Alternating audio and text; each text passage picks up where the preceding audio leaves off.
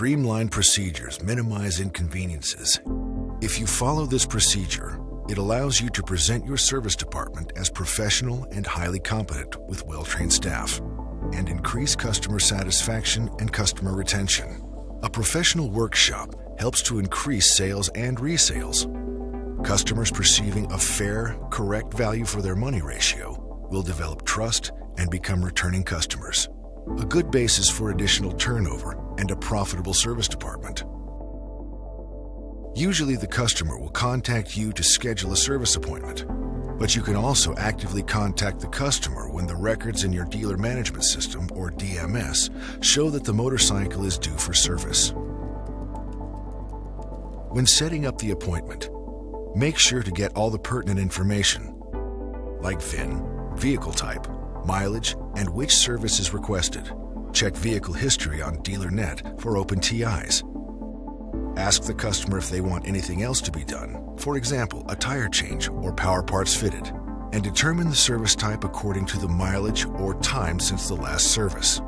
Give your customer a first cost estimate and remind them to bring their service booklet.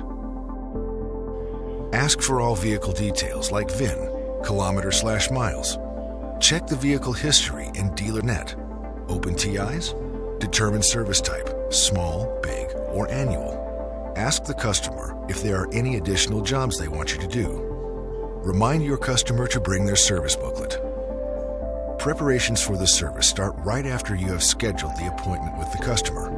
Planning the workshop schedule, ordering spare parts, or probably also power parts. Open a work order to ensure a smooth and well-prepared service. Print all forms needed from DealerNet, like the service checklist, for example. All necessary spare parts for the services should be pre-packed. This ensures that nothing is overlooked by accident.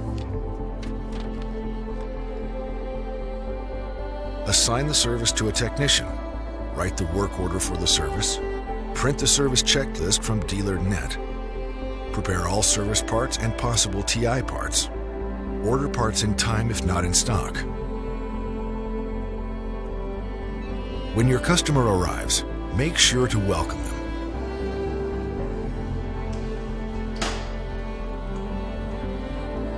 Lead your customer in an area where you can check over the bike in order to list all jobs that will have to be done. Make sure to point out any additional repairs that should be done. If your customer agrees to any additional jobs, add those to the repair order.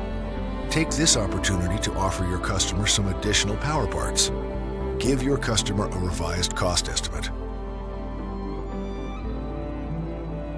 Don't forget to let your customer sign the updated repair order and take the service booklet for the bike.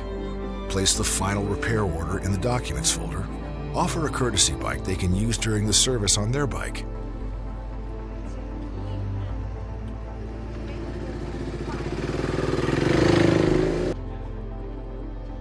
Welcome your customer to the dealership. Take a walk around the bike with your customer and inspect the bike. Point out any additional jobs that should be done during the service. Use the opportunity to sell power parts or additional spare parts. Complete the repair order. Have the repair order signed by the customer.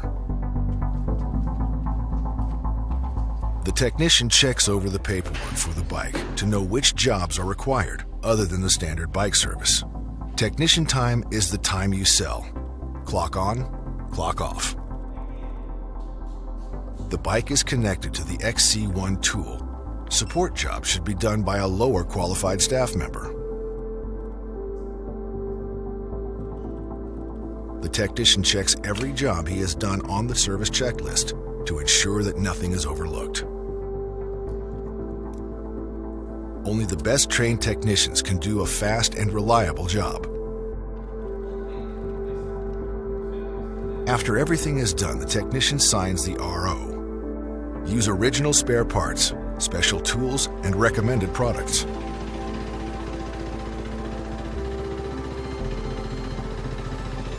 A final test ride ensures the motorcycle is working properly.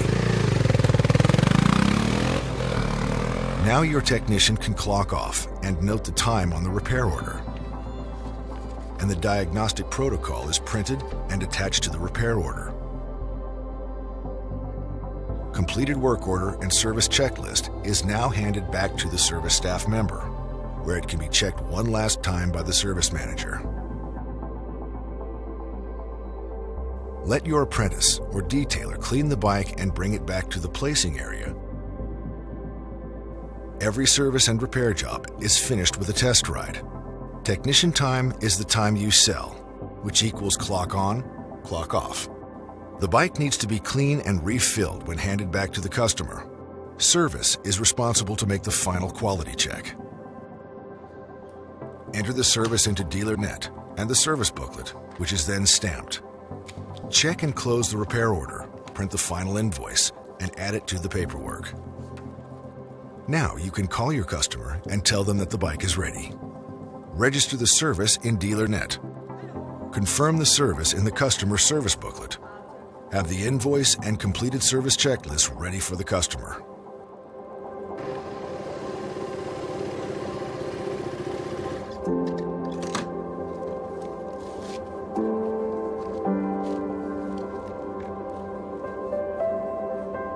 When the customer collects their bike, explain the completed service checklist, the invoice, and the diagnostic protocol. If you haven't done it yet, or if this is a new customer, explain the extended warranty and roadside assistance.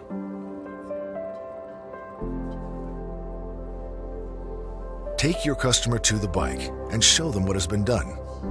Ensure to ask if there are any open questions.